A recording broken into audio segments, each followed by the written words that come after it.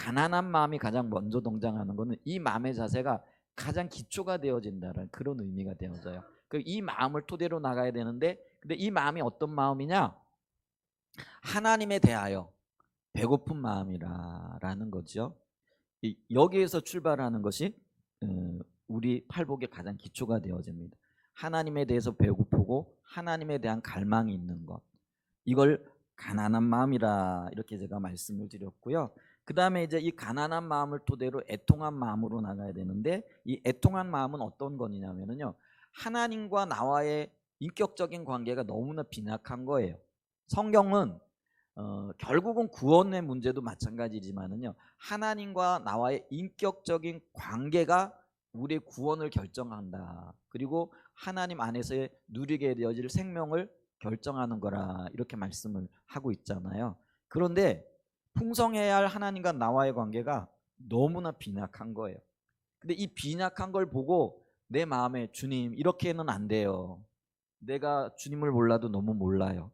주님과의 관계가 너무나도 무너져 있어요 하는 그런 크고도 슬픈 마음을 갖는 것, 이거를 애통한 마음이라고 이렇게 말씀드렸어요. 그렇기 때문에 하나님이 없는 내 마음에 세상 것들이 가득 들어와 있기 때문에 내 안에는 어떤 선함도 없는 거죠. 내 안에는 어떤 의도 없는 거죠. 또 내가 하나님 뜻대로 살아야 되는데 하나님 뜻대로 살지 못하고 있는 내 모습을 보면서 안타까워하는 거예요. 여러분, 좌절하고 절망하라는 게 아니에요. 안타까워하고 슬퍼하는 가운데 하나님만이 나의 힘이구나, 이걸 발견하게 하기 위한 그것이 애통한 마음이라는 거예요. 여러분, 그걸 기억하셔야 됩니다. 그래서 하나님과의 관계의 빈약성, 내 안에 그 어떤 선함도 없고 하나님의 뜻대로 살고 싶지만 살지 못하는 내 자신의 무기력함과 무능함에 대한 큰 슬픔을 갖는 것, 이게 이제 애통한 마음이라 이렇게 얘기를 했고요.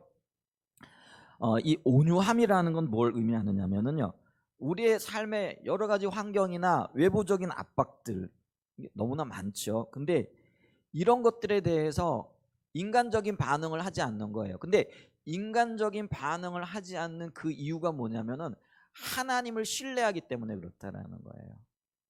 합력하여 선을 이루시는 그 하나님을 바라보기 때문에 외부적으로 또 환경적으로 어렵고 고통이 있다고 할지라도 이것까지 합력하여 선으로 바꾸시는 하나님, 그 하나님을 바라보는 마음, 그리고 그러기 때문에 비판하거나 불평하거나 원망하는 것이 아니라 주님을 기다리고 주님을 바라보는 마음, 그게 온유한 마음이라 이렇게 이야기를 했어요.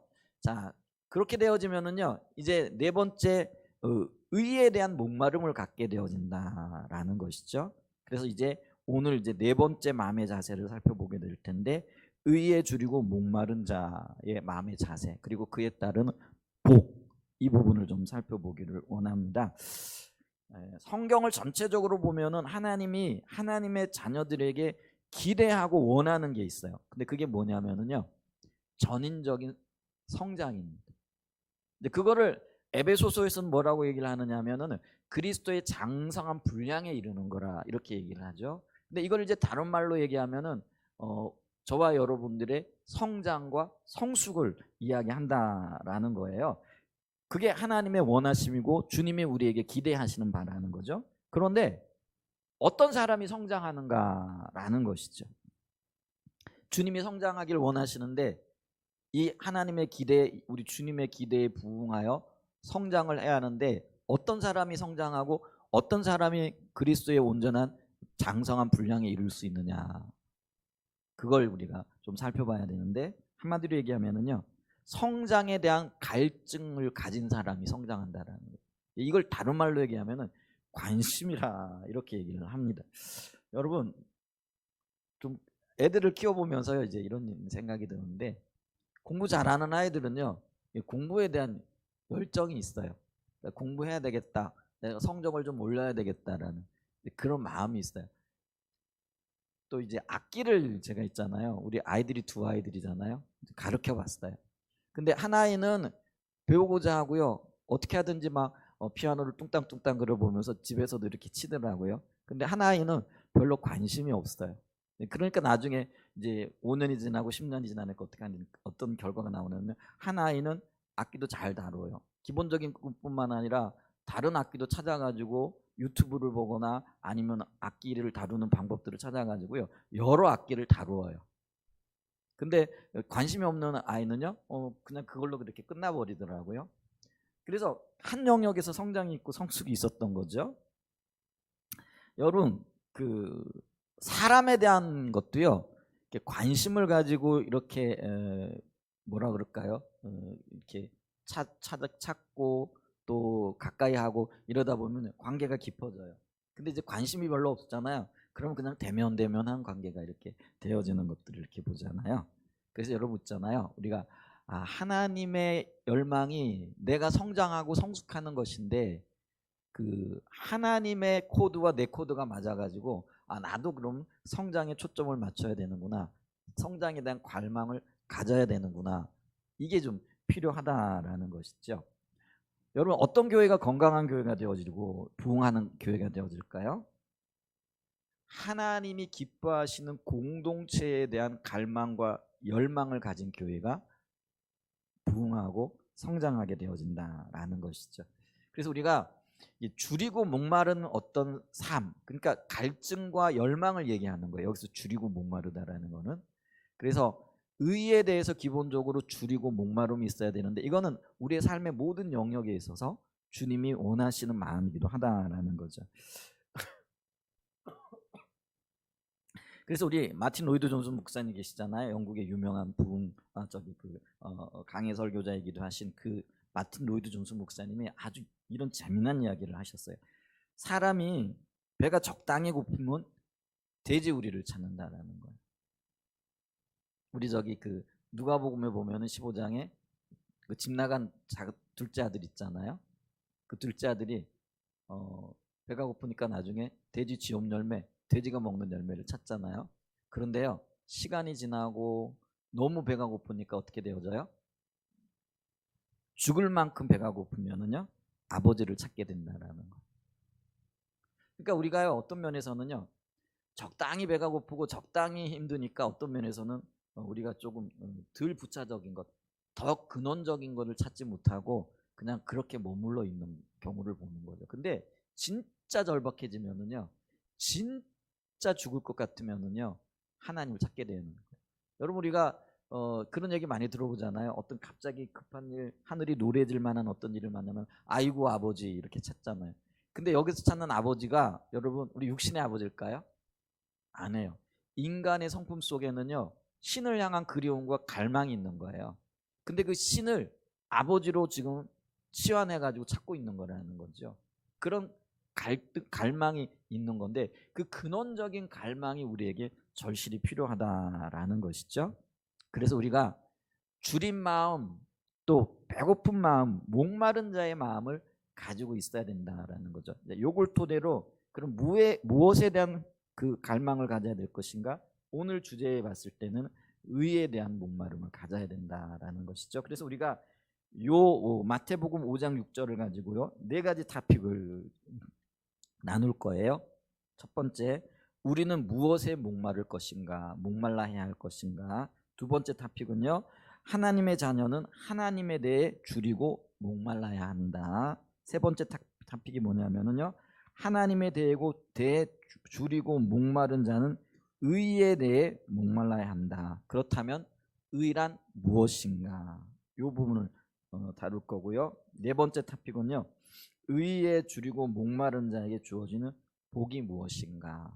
오늘 5장 6절에는요, 배부름이라고 얘기를 하는데, 그럼 배부르다라고 하는 것이 성경적인 의미, 또 이곳에서 주님이 말씀하시는 그 배부름의 의미가 무엇인가, 이 부분을 다룰 겁니다. 자, 첫 번째요, 우리는 무엇에 목말라야 할 것인가? 결국은요, 우리는 우리가 추구하는 것에 줄이고 목말릅니다. 그래서 대놓고 얘기하지는 않지만은요, 우리가 가지고 있는 이 목마름이 두 가지 부류로 이렇게 나타나게끔 되어져 있다라는 거죠. 그게 어떤 일이냐면요, 육신적인 일을 적극적으로 추구하는 목마름과 한편으로는요, 영적인 일을 추구하고 영적인 일에 대해서 목마름을 가진 것으로 나타난다라는 것이죠. 그래서 결국은 육신의 일에 줄이고 목마른 자와 영적인 걸 성령의 일이라고 이렇게 말했을 때 성령의 일에 줄이고 목마른 자들이 나타나게끔 돼 있다라는 거죠. 성경은 그걸 우리에게 분명하게 이렇게 얘기를 해주고 있어요. 로마서 8장 5절 말씀을 쭉 이하를 좀 이렇게 살펴보도록 하죠. 로마서 8장 5절에 보면은 죄송합니다.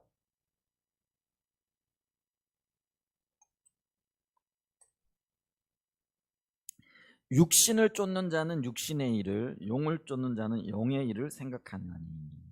그래서 우리가요 대놓고 말은 하진 않지만은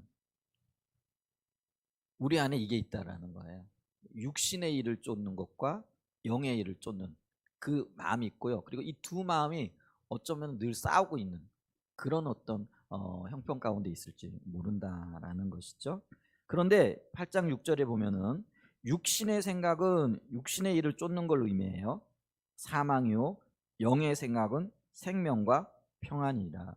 무엇을 쫓느냐에 따라 가지고요 얻게 되어질 결과가 다르게 나타난다라는 것을 이야기하고 있고요. 그 다음에 7절에 보면 육신의 생각은 육신의 일을 얘기를 합니다. 하나님과 원수가 되나니 이는 하나님의 법에 굴복치 아니할 뿐 아니라 할 수도 없음이니라. 육신의 생각을 하고 육신의 일을 쫓는 사람은요 결국 하나님과 원수가 되어지는데요. 이런 사람들은요 하나님의 법을 따를 수 없어요. 굴복할 수 없어요. 그게 마음이 너무 굳어졌어요. 그래서 성경은 이걸 뭐라고 얘기를 하냐면요 화인 맞은 양심이라 이렇게 얘기를 해요. 이게 있잖아요. 마음이 굳어지게 되어지면은요 해야 되는데 하면서도 못 따라가는 거예요. 못 쫓아가는 거예요.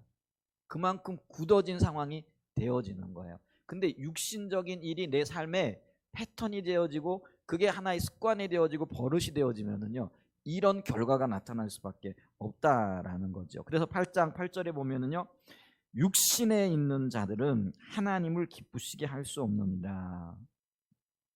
그렇죠? 그래서 9절에 만일 너희 속에 하나님의 영이 거하시면 너희가 육신에 있지 아니하고 영에 있나니 누구든지 그리스도의 영이 없으면 그리스도의 사람이 아니라 이렇게 얘기를 하죠. 그래서 육신의 일을 추구하는 사람이 아니라 하나님의 영이 그 안에 있는 사람들은 육신의 일을 추구하지 아니하고 하나님의 일, 성령의 일을 추구하게끔 되어져 있다라는 것이죠. 그래서 우리 안에 성령이 계시고 성령께서 우리를 통치하고 계신가 이 부분을 항상 점검해야 된다라는 것이죠. 10절입니다. 또 그리스도께서 너희 안에 계시면 몸은 죄로 인하여 죽은 것이나 영은 의를 인하여 산 것이니라. 그렇죠? 육신의 생각과 영의 소욕이 서로 다른 것이죠. 그래서 이 땅에 살아가면서 우리가 연약함이 있기 때문에 어떨 때는 육신적인 연약함 때문에 넘어지지만은 그러나 성령이 우리 안에 거하시게 되어지면 주님은 우리를 반드시 이렇게 세우셔서 의를 이루게끔 하신다라는 것이죠. 11절입니다. 예수를 죽은 자 가운데서 살리신 이의 영이 너희 안에 거하시면 그리스도 예수를 죽은 자 가운데서 살리신 이가 너희 안에 거하시는 그 영으로 말미암아 너희 죽을 몸도 살리시리라. 그러므로 형제들아 우리가 빚진 자로 돼 육신에게 져서 육신대로 살 것이 아니니라. 너희가 육신대로 살면 반드시 죽을 것이로되 영으로서 몸의 행실을 죽이면 살리니 무릇 하나님의 영으로 인도함을 받는 그들이 곧 하나님의 아들이라. 하나님의 아들된 하나님의 자녀된 저와 여러분들은요 하나님의 영의 인도를 받아야 된다라는 거예요. 다시 말씀드린다면 육신을 따라서 사는 것이 아니라 성령의 인도를 따라 살아가야 된다라는 것이죠. 그런데 현실적으로 보게 되어지면은 육신을 쫓는 자들이 있고 영을 따르는 자들이 있더라라는 거예요. 그러면 육신을 따르는 자들의 특징은 뭐고 영을 따르는 자들의 특징은 뭐냐 이걸 좀 살펴봐야 되는데 작은 첫 번째로요 육신의 일에 줄이고 목마른 자. 자, 육신이라고 얘기했을 때 이 육신은요 우리가 살덩어리 이걸 얘기하죠. 이걸 이제 우리가 고깃덩어리예요. 표현이 좀 그래요. 사람 몸을 보고 고깃덩어리라고 이렇게 표현해서 굉장히 죄송한데 이게 현실이잖아요. 그래서 이거를 이 살덩어리를 fresh 영어로는 이렇게 얘기를 하고요. 우리가 한국말로는 살덩어리 좀 더 적나라하게는 고깃덩어리예요. 근데요 이 살이요 영이 없으면은요 사실은 의미가 없잖아요. 우리가 돌아가셨다라고 얘기했을 때 영혼이 하나님의 부름을 받는 걸 의미하잖아요. 근데 여러분 보세요. 영혼이 떠나게 되어지면은요, 육은 아무런 의미가 없어요. 좀 죄송해요. 우리 부모님들 먼저 보내고요. 그렇게 사랑하고 그렇게 정말 따랐던 부모님들이지만은 영혼이 떠나가고 육신만 남아 있을 때 여러분 솔직하게 제가 여쭤볼게요. 혼자 그 어머님 시신 옆에 있으라 그러면은 여러분 그게 즐거운 일일까요? 있을 수 있을까요? 여러분 사람의 가치가요. 육에 있는 게 아니에요. 영에 있는 거예요. 그래서 소중한 거예요. 그런데 우리가요, 이 육을 소중히 여기는데 그렇게 살아가서는 안 된다라는 거예요. 근데 물론 여기서 얘기하는 육신은요, 이게 물리적인 살덩어리 몸을 얘기하는 건 아니에요. 그럼 여기서 육신의 일이라는 건 뭐냐면은 사람의 타락한 본성을 얘기하고요. 이거를 성경에서는 옛사람이라 이렇게 얘기를 해요. 그리고 다른 말로 얘기하면 아담적 본성이라 이렇게 얘기를 해요.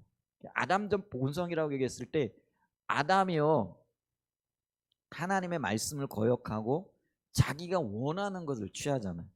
그러니까 자기가 원했던 게 뭐예요? 선악과를 봤더니 선악과가 어떤 거예요? 보암직도 하고 먹음직도 하고 탐스럽게 할 만한 열매인 거예요. 그러니까 눈으로 본 거예요.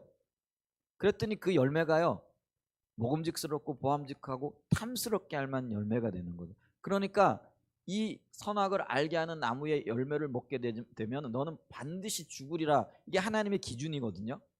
그런데 그 기준은 온데간데 없고 자기가 봤을 때 탐스럽고 보암직하고 먹음직하니까 그걸 따서 먹는 거예요. 그게 육신이라는 거예요. 그러니까 생명의 근원 되시는 하나님의 말씀이 생명인데 그 생명을 버리고 뭘 찾는 거예요? 내가 원하는 것, 내가 기대하는 것, 내가 갖고 싶은 것, 그걸 택하는 거예요. 이게 아담적 본성이라는 거예요. 근데 이 아담적 본성이 결국은 어떻게 되어져요? 하나님과의 관계를 끊어지게 하는 거예요. 그리고 우리로 하여금 죄 가운데 나가게 하고 죄는 결국은 사망이 되어지는 거죠. 그런 결과를 가지고 왔다라는 것이죠.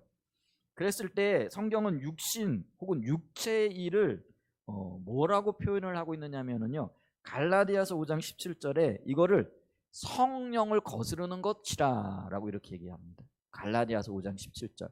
그래서 이것의 구체적인 거를 여러분 기억하셔야 됩니다.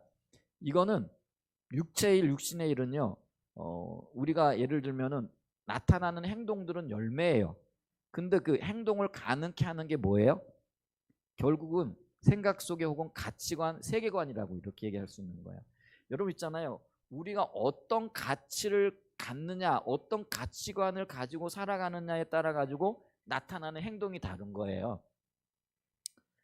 자, 아까 제가 아담 이야기를 했으니까 다시 한번 이야기를 할게요. 여러분, 아담이 그 선악과를 따먹었기 때문에 죄를 지었을까요? 아니면 생각에 야, 저걸 먹으면은 내 눈이 밝아져 가지고 하나님 같이 될 거라는 생각이 먼저 들어갔기 때문에 그 선악과를 따먹었을까요? 그럼 어떻게 생각하세요? 돌아가셔가지고 내가 아담이라면은 아담이 선악과를 따먹었기 때문에 죄인일까요? 아니면 이미 그 생각이 먼저 들어가고 생각에서 죄로 넘어갈까요? 여러분 그걸 기억하셔야 되는데요. 생각이 먼저입니다. 그래서 성경은 분명하게 이렇게 얘기를 해요. 뭐라고 얘기를 하느냐 하면요. 그 선악과를 보니까요. 보암직하고 먹음직스럽고 탐스러워서 그걸 먹으면은 자기가 하나님처럼 될 것 같은 그런 미혹과 유혹이 먼저인 거예요. 근데 이거는 가치관의 영역이에요. 생각의 영역이라는 거죠.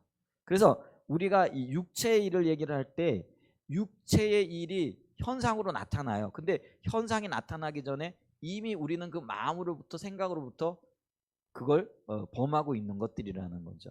근데 그거를 볼 수 있어야 된다는 것이죠. 근데 어쨌거나 그 원인이 뭐냐면은요, 내 마음에 성령의 법을 따르지 않는 거예요. 그러니까 성령을 거스리는 거예요. 성령의 통치와 인도를 이미 떠나 있게 되어지는 거예요. 그러니까 그렇게 떠나 있으니까 그 열매로 나타나는 게 갈라디아서 5장 19절이에요.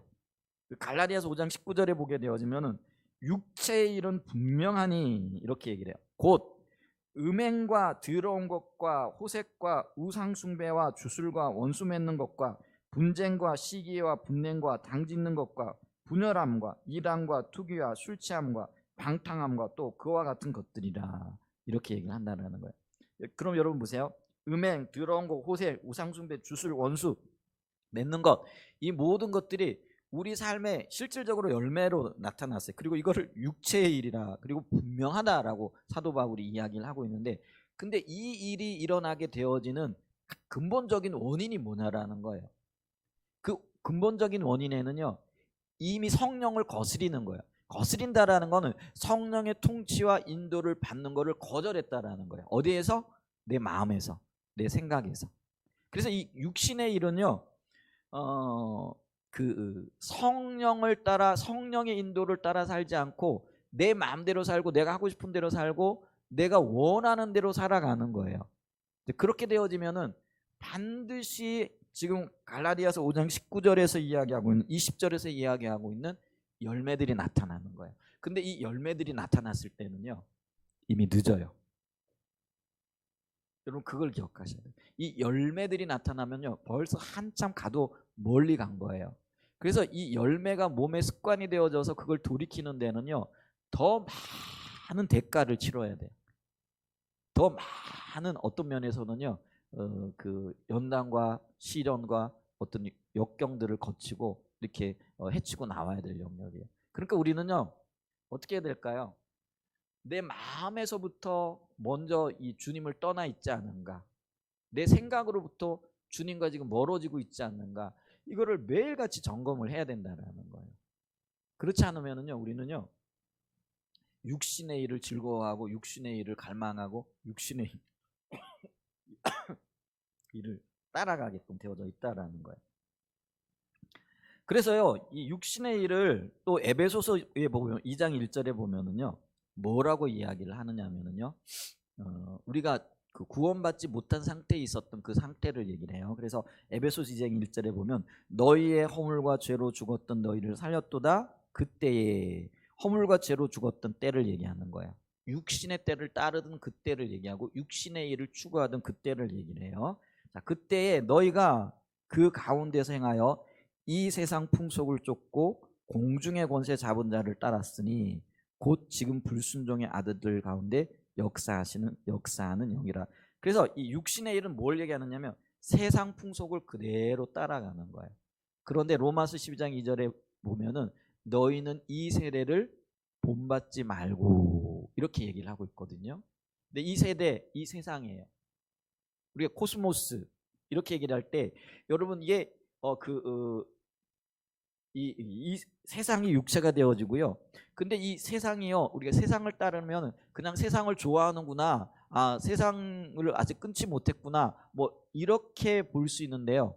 근데요, 요걸 우리가 조금 더 깊이 생각하게 되어지면 그 세상 뒤에 무엇이 있느냐라는 거예요. 오늘 분명하게 얘기를 하기는요, 세상 풍속을 쫓는 게 공중권세 잡은 자를 따르는 거라 이렇게 얘기를 합니다. 여러분 우리가 여기서 경각심을 좀 가져야 되는데요, 뭐냐면은요, 내 마음대로 사는 게요, 우리는 그냥 자기 기쁘게 하고 자기 생각대로 살고 뭐 별일 아닌 것처럼 이렇게 생각하기 쉬워요. 그런데 깊이 따져 들어가 보게 되어지면은요, 그 뒤에 사단이 있다라는 거예요. 그리고 자기 뜻대로 살아가는 것이 결국은 사단의 사주 아래 있고 사단의 조정을 받고 있는 일이라는 거예요. 여러분 우리가 예수 믿는 사람들로서 그 누구도 사단을 기쁘게 하거나 사단을 쫓거나 사단과 한편이 되고 싶은 사람은 아무도 없을 거예요. 그렇죠?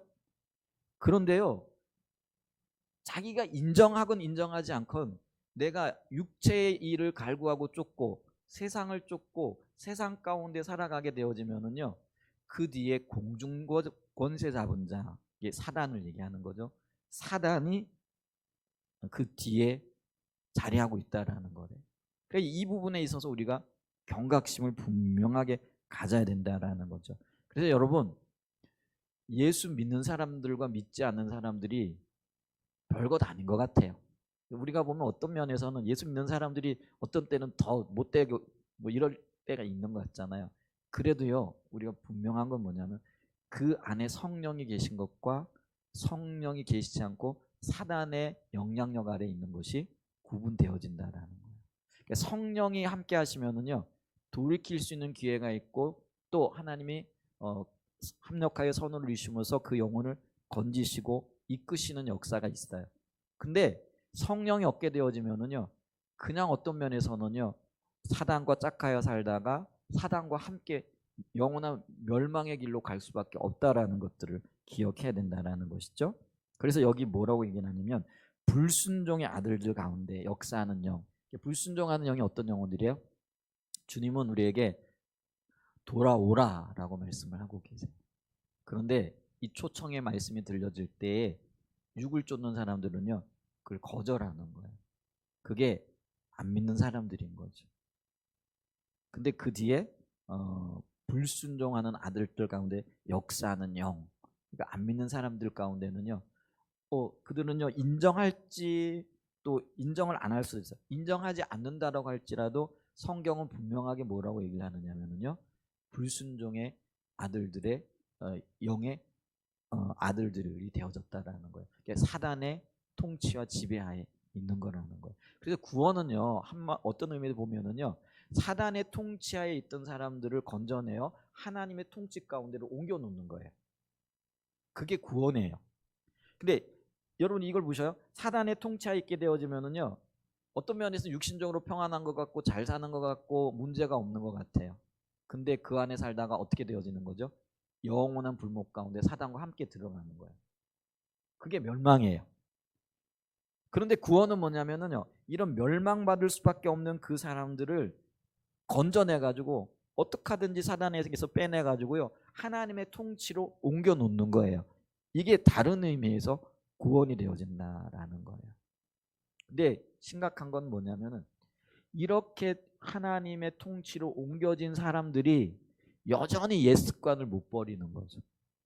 그래가지고 세상을 더 사랑하고 또 세상을 더 추구하고 세상 것에 대한 미련을 많이 가지고 있는 거죠. 이거를 육체의 일을 쫓는다. 육체의 일을 갈망하고 육체의 일을 추구한다라는 거예요.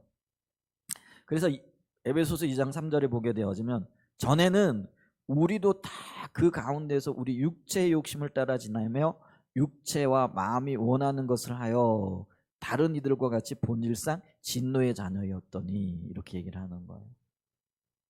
근데 근본적으로요 이게 과거가 되어져야 되는 거예요.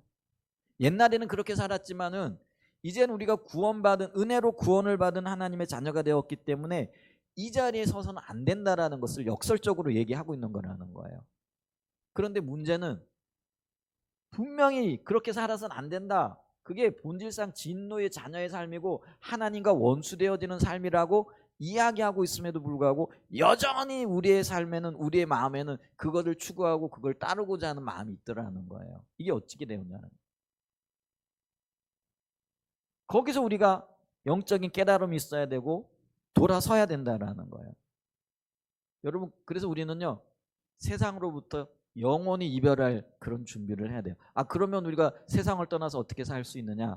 여러분 지금 어떤 세상 이거를 얘기하는 게 아니라요 가치관에서 얘기를 하는 것이고 우리가 어디에 속해 있는 자가 되어야 할 것인가에 대한 분명한 선택이 있어야 된다라는 것이에요.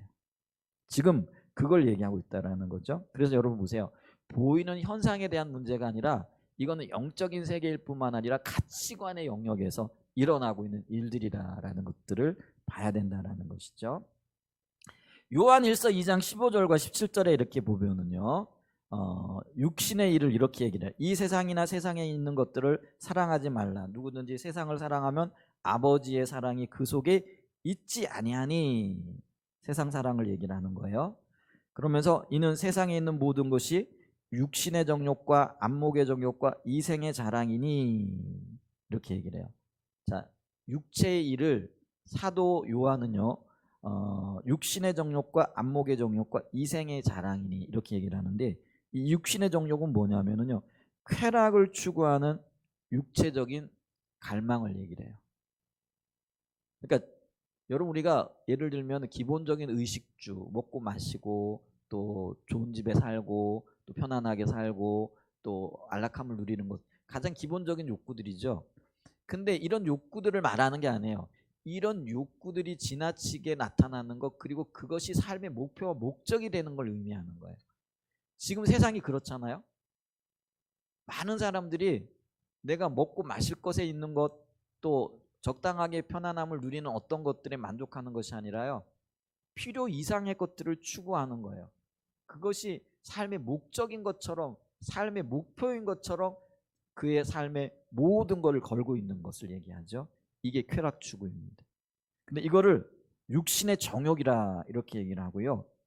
그 다음에 안목의 정욕은 뭘 얘기하느냐면요, 눈에 보이는 대로 추구하는 삶을 얘기를 하는 거예요.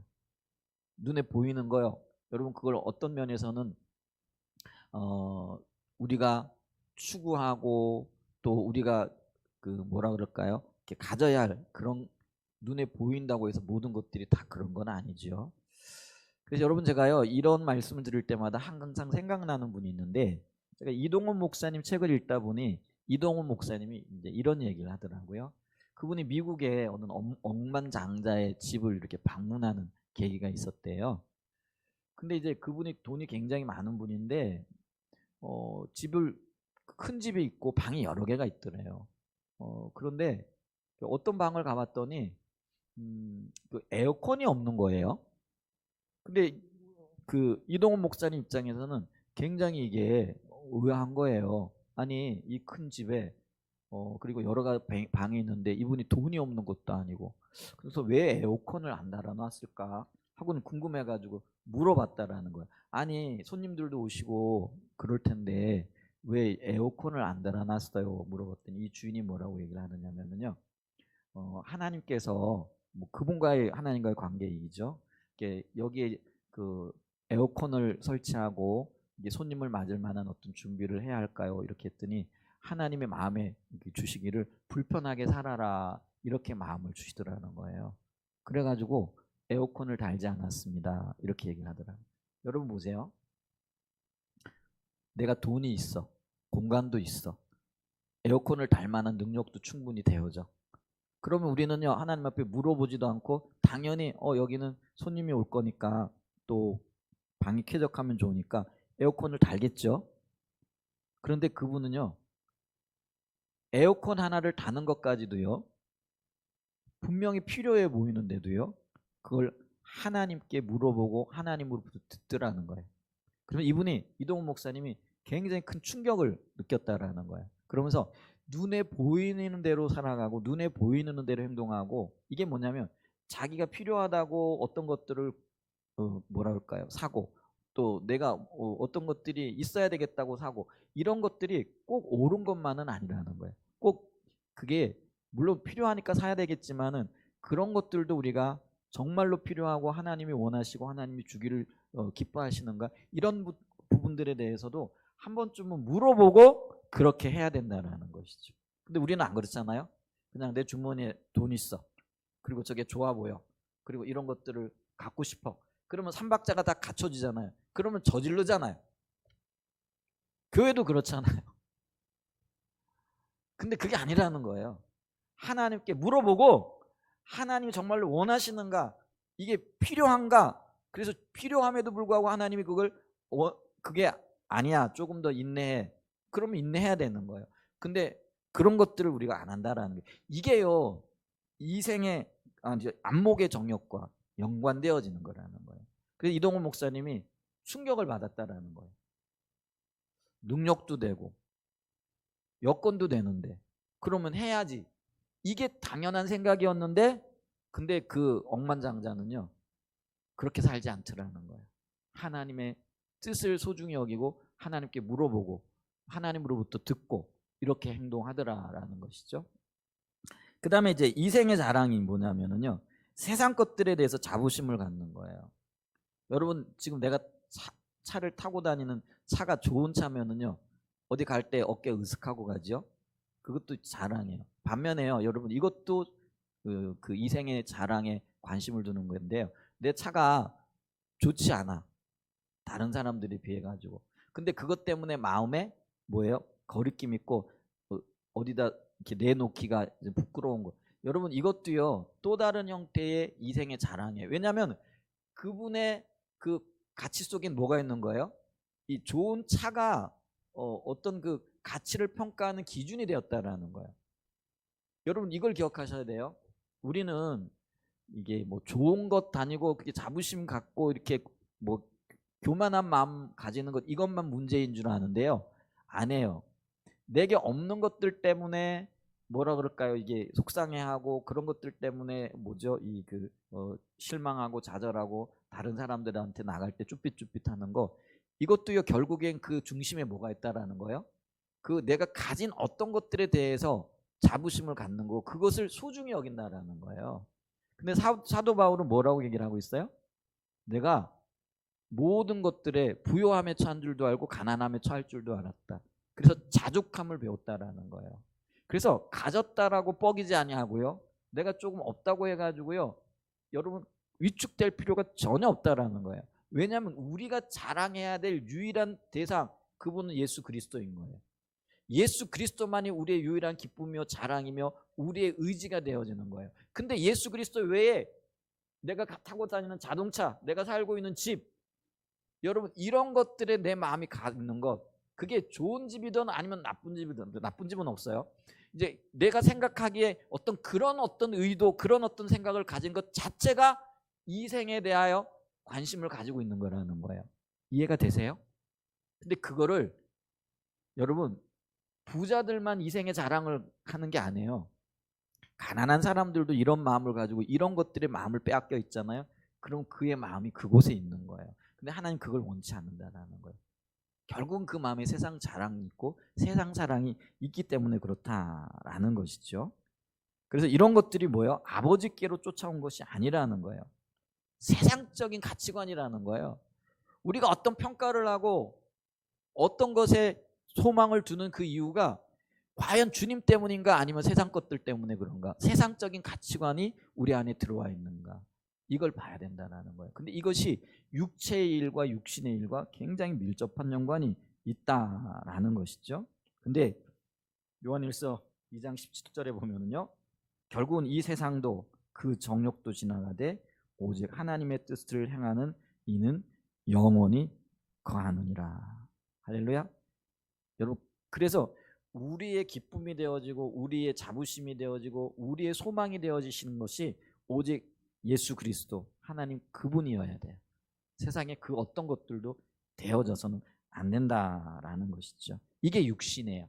그리고 이 육신은 우리의 가치관과 우리의 세계관과 굉장히 밀접한 연관이 있다라는 것이죠. 근데 이런 육신의 일에 줄이고 목이 마르게 되어지면은요. 내 생각이요 항상 육신에 머물러 있어요. 그래서 무얼 마실까, 무얼 먹을까, 무얼 타고 다닐까, 어떤 집에 살까.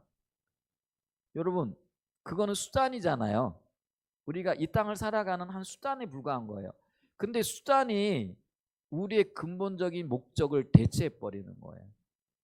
내가 어떻게 살고 어떻게 하면 하나님을 기쁘시게 하고 어떻게 하면 하나님과 동행하는 삶을 살까, 여기에 내 초점이 맞춰져야 되는데 내 초점이 어디에 있는 거예요? 내가 뭘 먹을까, 뭘 입을까, 어떤 집에 살까, 여기에 초점이 맞춰지는 거예요. 항상 육신을 추구하는 사람들은요 이 육신에 내 마음이 빼앗겨 있는 거라는 거죠. 그런데 이런 육신적인 삶을 살아가는 사람들은요 결국은 하나님과 원수가 되어지는 거라는 거예요. 여러분 이게 보통 말이 아닙니다. 제가 가끔 얘기하는데요. 이 땅의 권력자인 대통령과 원수가 되어지고도요. 하루 살아내기가 버겁고 힘들어요. 그렇죠? 그런데 만왕의 왕이신 만우주의 주인이신 하나님과 원수가 된대. 살아갈 수 있을까요? 근데 우리가요. 나 자신도 모르게 하나님을 원수 삼고 있는 이 일에 열심을 내고 있다는 거예요. 아주 발을 빠르게 달려가고 있다는 거예요. 얼마나 어리석은 일을 지금 우리가 하고 있는지 모른다는 거예요. 그렇게 되어지면은요 결국은요 하나님의 법에 자기 자신을 내어놓지 않아요. 하나님의 법이라는 거는 결국은 하나님의 말씀이고요. 하나님의 말씀은 우리의 삶의 기준을 얘기를 하는 거예요. 여러분 우리는요 세상 법을 존중해요. 근데 세상 법을 존중하지만 그리스도인의 삶의 말씀의 기준과 법이 뭐가 되어져야 돼요? 말씀이 되어져야 된다는 거예요. 그렇기 때문에 말씀이 그러하면은요, 내가 하고 싶어도 혹은 하기 싫어도요, 말씀을 따라가야 되는 거예요. 그런데 육신을 추구하다 보면은요, 이 말씀을 따르는 거를 안 해요. 그리고 그 말씀이 내 생각과 거슬리잖아요. 그러면은 우리는요, 언제든지 말씀을 버릴 생각을, 그리고 실제로 그렇게 행동하게 되어진다라는 것을 보죠. 그러니까 이게 법에 굴복하지 않을 뿐만 아니라요, 굴복할 생각 자체도 않게 되어진다라는 거죠. 그런데 문제는 그렇게 그것이 우리의 삶의 패턴이 되어지면은요, 아까도 말씀드렸듯이 우리의 마음이 점점 굳어져요. 그래서 이제는요, 누가 말해도요, 그 말을 안 들어요. 하나님의 기준이 선포되어져도요, 그 기준을 받아들이지 않는 거예요. 그러면 그 열매가 뭐냐면요, 결국은 죽음으로 가요. 심판으로 간다는 거죠. 영원한 불못으로 들어갈 수밖에 없다라는 것이죠.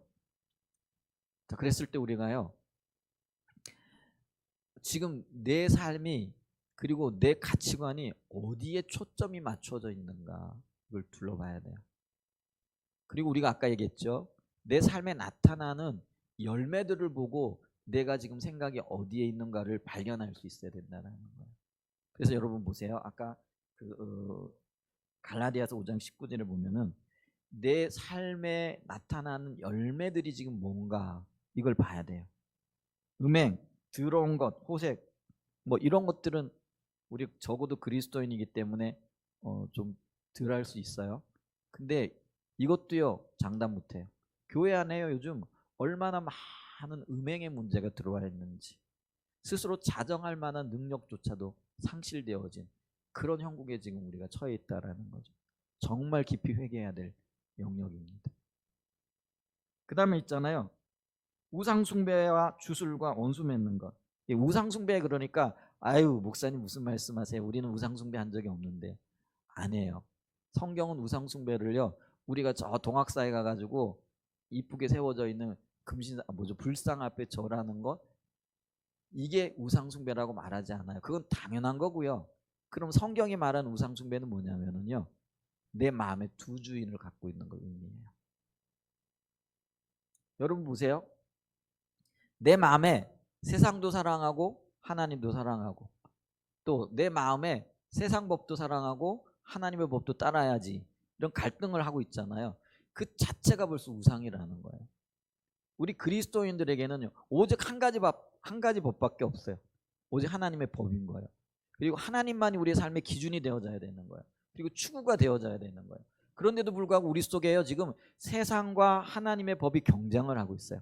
그 자체가 지금 우리가 우상 숭배하고 있다는 것과 굉장히 밀접한 연관이 되어진다라는 것이죠. 그 다음에요, 더 심각한 얘기 있어요.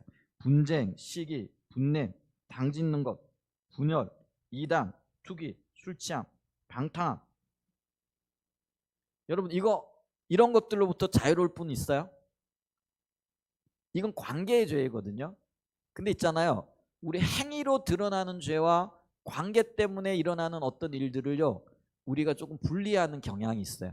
그래서 행위 때문에, 예를 들면 음탕한 짓을 했다,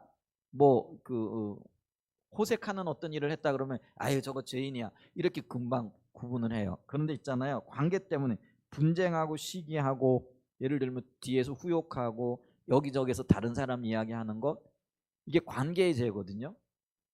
근거 없는 비난과 비판을 하는 것, 이게 관계의 죄거든요. 근데 이거는요, 별로 심각하지 않는 것처럼 생각을 해요.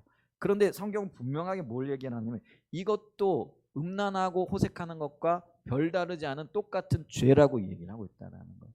근데 이 죄의 열매가 나는 것은 이미 우리 안에 뭐가 있다라는 거예요? 육체를 추구하고 육체를 따르고 있는 그런 가치관이 우리 속에 들어와 있고, 그 가치관의 열매들이 우리 가운데 나타나고 있다라는 거예요. 그런 면에서요, 지금 심각한 거예요. 우리 안에 있는 죄가 너무나 큰 거예요. 다른 얘기하는 거 아니고요, 내 자신을 얘기하고요, 저와 여러분을 얘기하고 한사랑 예전교회를 지금 얘기를 하고 있는 거예요.